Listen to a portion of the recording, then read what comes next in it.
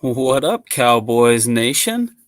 Welcome back to another edition of the Mad Cowboys Disease. Here to talk about your 5-2 Dallas Cowboys improving back on the winning run after beating the Detroit Lions at home 24-6. In Dak Prescott's return, not necessarily the performance that we were hoping to see there, Mark, and Dak's Yeah, much anticipated return back to action. yeah, he had some rust to knock off, especially in the first half. He just didn't look all there. He started to come around a little bit and pick it up and start getting some scoring drives going in the second half. But really, the offense as a whole, wasn't that great until the second half of that game. So I think Dak just had some rust to knock off, and I wasn't expecting a gangbusters performance out of this offense right away. But all I wanted was more efficiency, and they were more efficient in the red zone, which is great. They weren't quite as efficient as I'd like in third down situations. I think they were 3 for 9, so less than 30 or 40%, which Yeah.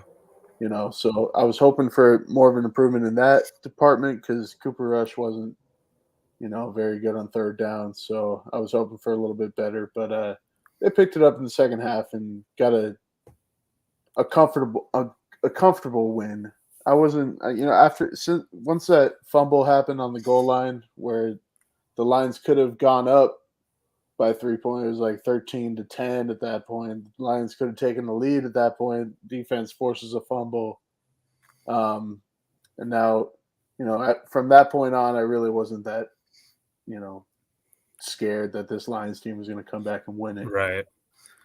Yeah, that's I'm gonna hit that third down efficiency a little bit later when we get our studs and duds, but Dak going 19 to 25 for 207 yards and a touchdown. Yeah, Again, the efficiency wasn't some ill-advised throws definitely in the first half, but when he yeah, picked it back up, got a half underneath his belt. I think we saw an improvement in the play calling, the offense moving around a little bit more. The running game picked up as well.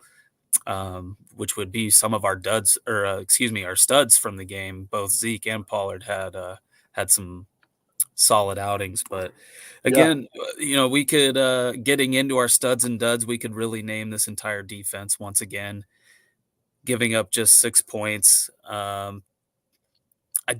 know up to last week, uh, the Lions were one of the highest scoring teams in the NFL and found yeah, themselves at 1-4 or whatever their record was. So you were expecting, maybe they were if the Cowboys couldn't score, then just to see what happened. But 5 turnovers from this defense. The one guy that I'm going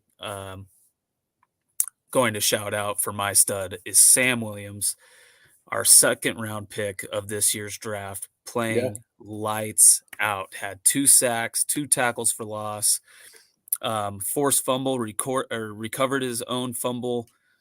Just a big game by a guy that you kind of saw at the beginning of the year. You're like, he's got some work to do, but he's really just come into his own here in the NFL over the last couple of weeks for the Cowboys.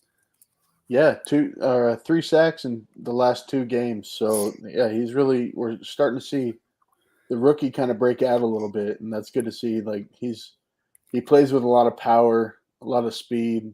Um, Right. he's Micah Parsons' twin, so you expect nothing less. But Yeah, can't tell those two apart on the yeah, sideline. That's yeah, one of those things, man. I remember talking about it after the draft, sitting there going, one of the things that I hate sometimes about when the Cowboys draft is they telegraph it. We know what they're going to do. We think they reach sometimes. And, maybe this is one of those ones where they're here Sam Williams is going to prove us wrong.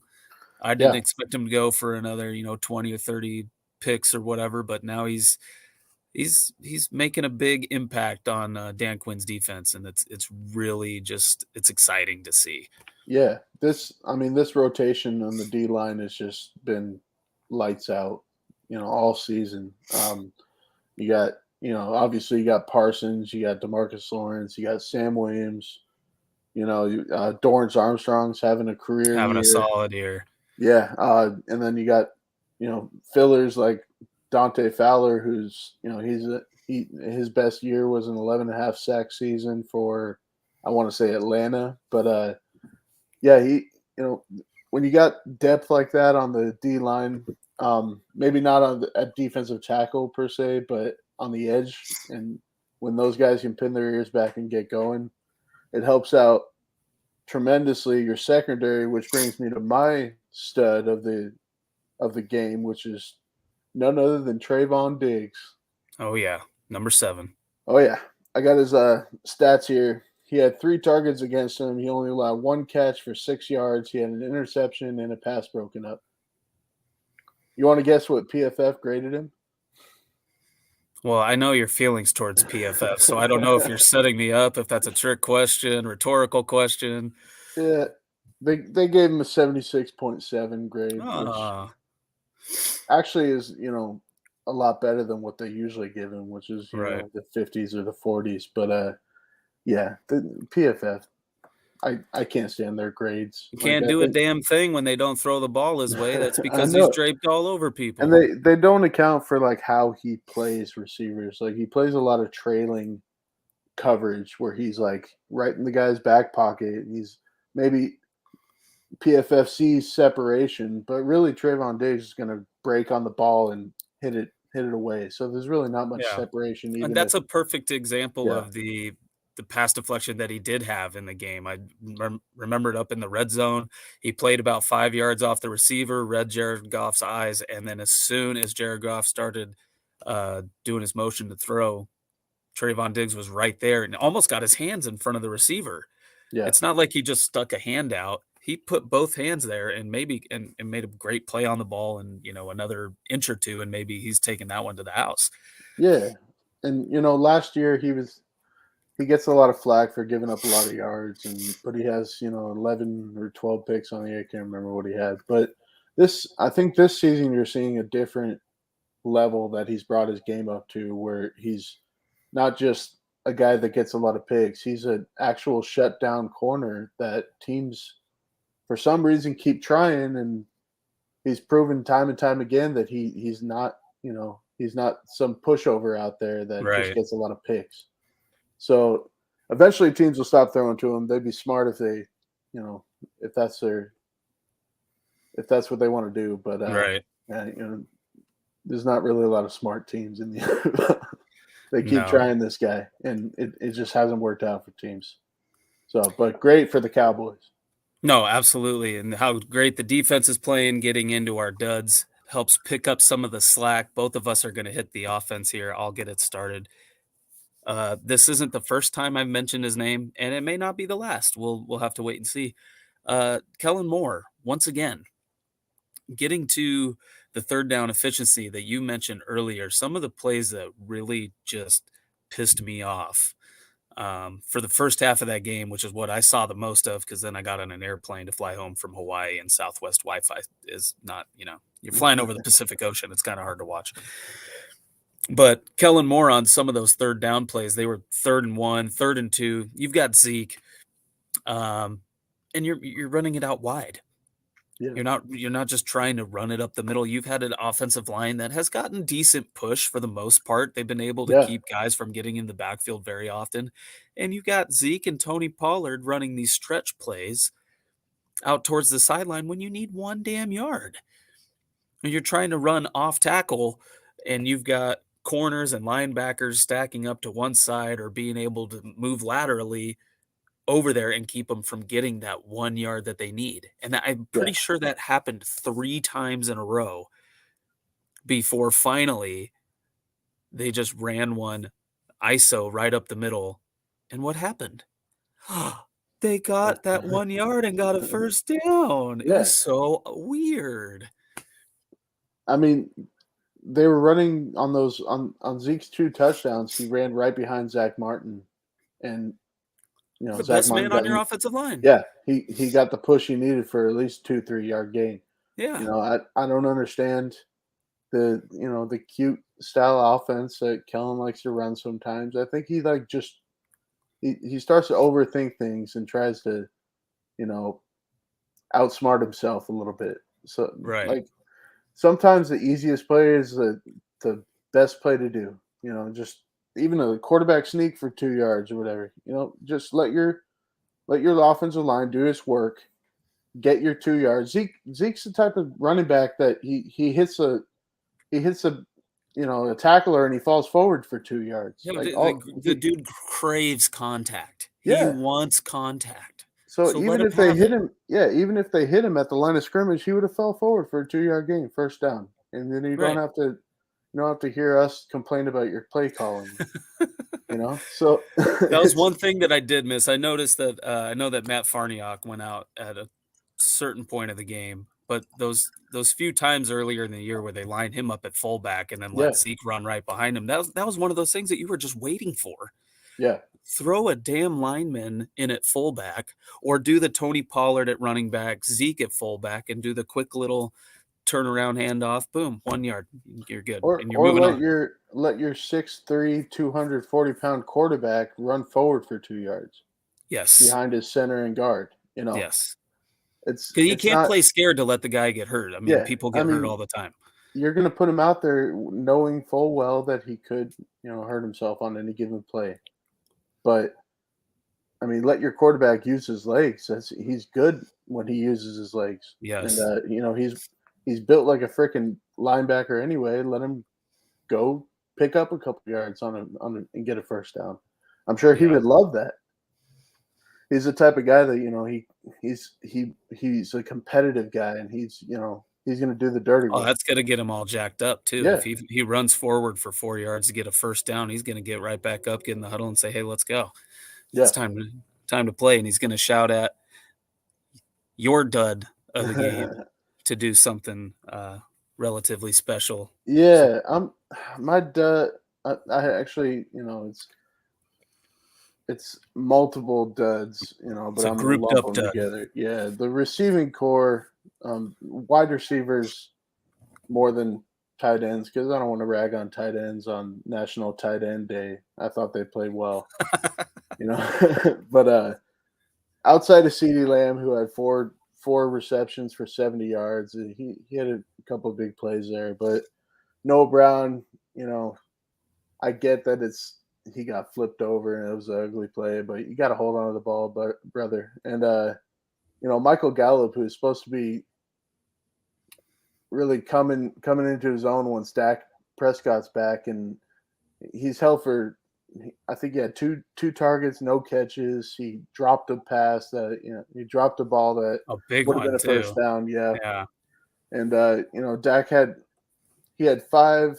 I'm sorry, or six incompletions, and two of those were drop balls by his receivers. And you got to help your quarterback out there. So the receiving core's got to get better.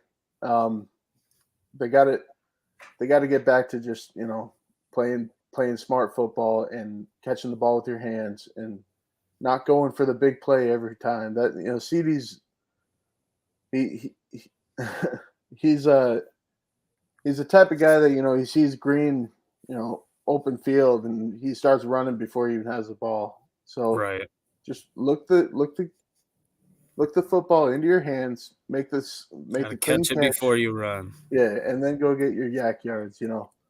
So the wide receivers have to play better if Dak's gonna move forward with this offensive resurgence per se. But yeah, I thought out, outside of that, really, I didn't have much to complain about other than the offense. I thought would be you hope it would be a little more efficient than it was, but against the Lions defense, it's not very good. Like a win's a win, and Yeah, that's exactly what I chalked it up to. You can't be mad. It was comfortable at the end. The first half, you're sitting there going, "Wait, what's going on?" yeah, like Your big leader comes back, your starting quarterback, and this is the type of football that we have to watch. It just didn't make any yeah, sense. And you're sitting there wondering. I mean, speaking of your receivers, we did a Twitter poll earlier in the week, and if the Cowboys made a move at the trade deadline, what position would you want them to target? And the overwhelming favorite was another wide receiver. yeah, And it makes you wonder. I was thinking about this earlier.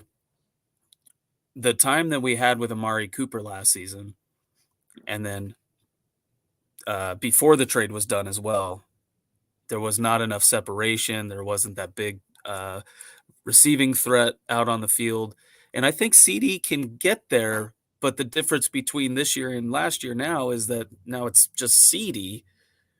And now we're trying to figure out who else we can maybe go get to Yeah, throw somebody else out there. Because it's not Michael Gallup right now is kind of turning into a Terrence Williams for me. We yeah, threw money at him, and now he's like, where are you? yeah, I'd like to see, obviously everybody would like to see more out of him, but do we go try and go get an Odell? I mean, if Jerry wants to win right now with Dak and the way that this defense is playing, yeah, defenses have off days.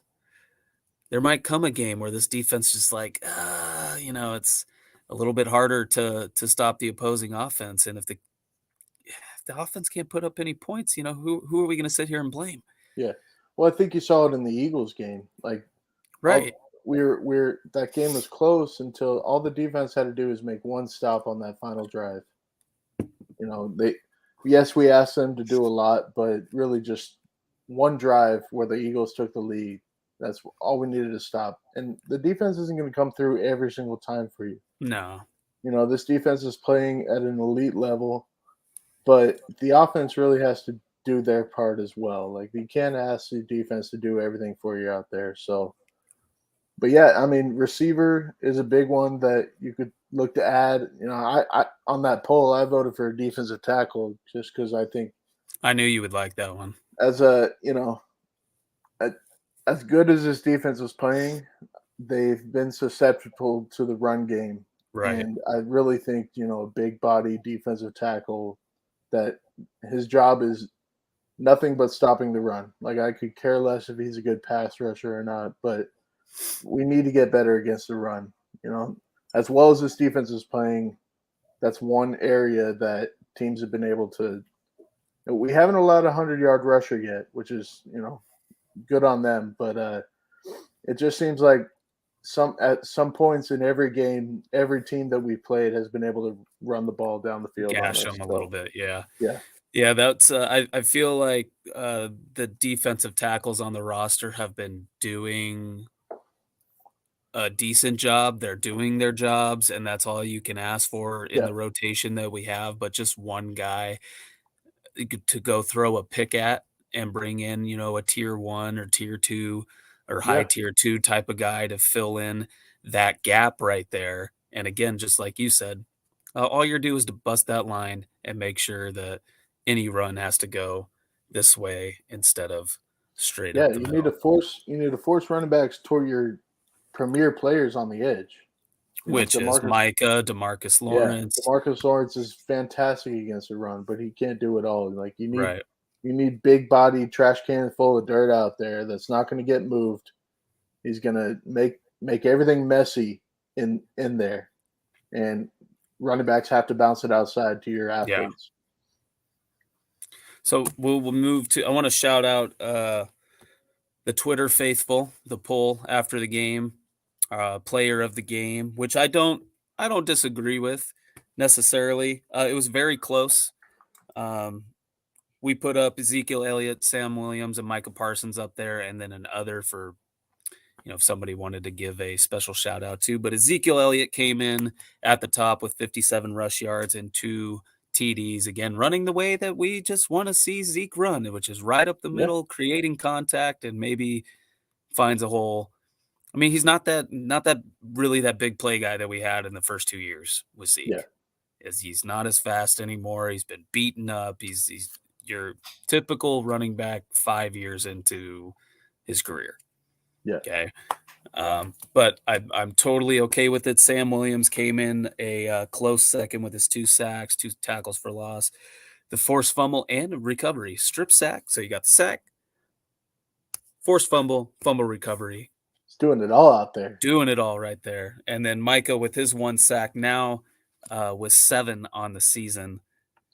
And also a forced fumble. That team had 5 turnovers. I mean, you just can't. And they were all at great times too. When this offense needed a little, or the team needed a spark. Yeah, came in clutch. Yeah, defense put the offense in good situations, they started scoring. To your point, Zeke is more of a dirty yards guy, and that's what he is right now. And I'm fine with him, Right. getting one. If you need 2-3 yards in the first down, like Zeke's your man. You Zeke's know, your guy. if you wanted like a flashy, explosive play, then Pollard might be your guy. But I mean, Pollard had a good game too. He had 12 rushes for 83 yards, I think 6.9 he's average. outrushed Zeke So in most games, and yeah, that's fine. I'm cool with it. I'm a little weary about paying a running back as much as Zeke gets paid to be outrushed by who you would probably call his backup, but, yeah. at this point, there's nothing you can really do with them and Well, they're doing what we wanted. They're splitting keeping it it, up. yeah, 50-50. Close to 50-50. Zeke's getting his carries and getting his dirty yards, and Pollard's getting his carries and getting some more flashy plays. So Right. it's what they're doing has been working, and they need to keep doing it because this is really the running game really has been the only spark on this offense we've had this entire season. So until Dak can get back to the Dak we know from last year, the franchise touchdown record holder, and maybe open up the playbook a little bit and Yeah. start airing it out a little bit. And I'm fine with that. But they're winning. They're winning these games by playing good defense and running the ball. So What's I'm that good old with that time too. saying? Defense wins championships. Yeah, That's something to be excited for, man. I mean, if again, like you said, Dak gets playing the way he is, opens up the playbook, opens up the running game more. The running game keeps playing the way that they are. It could be a scary team. I don't want to get too ahead of myself. The last time we yeah, drank the Kool-Aid, a lot of bad things happened. So we're not gonna do that. yeah, Uh, I think, Mark, unless you have anything else, we're gonna wrap her up and get ready for come see you guys again for the preview the Chicago Bears matchup this yeah, weekend.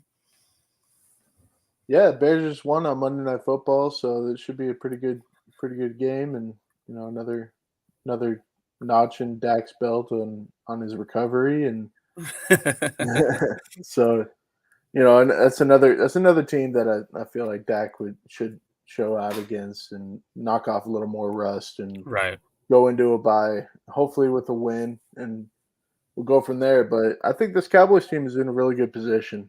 Yeah. Even though they're third place in the division right now, Giants are winning for I don't know how, I but don't yeah, that's very, very yeah, surprising. If you that's see they're that the on the type. ticker there, Yeah, 6 they're and the 1 type of in team. second They're place. they're 6-1, but it would not shock me if they end up the season 8-9. It's Right. eventually the rug's gonna get pulled out, and they're winning a lot of games with their running back and playing solid defense. But if you can take that running back away, like the Cowboys did, you know, then this team is susceptible for You some forced losses. Yeah, Daniel Jones to beat you, so that's yeah, something you gotta look forward to, and I'll be looking forward to it the next time we get to play them later on in the season. yeah. I want to thank everybody for joining us. Appreciate you. Make sure you follow the handles you see there on your screen. I'm at Trady Warren. Mark is M Boynton 78. Appreciate you joining us. We love you. We'll see you before the Bears game. Take it easy, guys. Peace out, Cowboys Nation.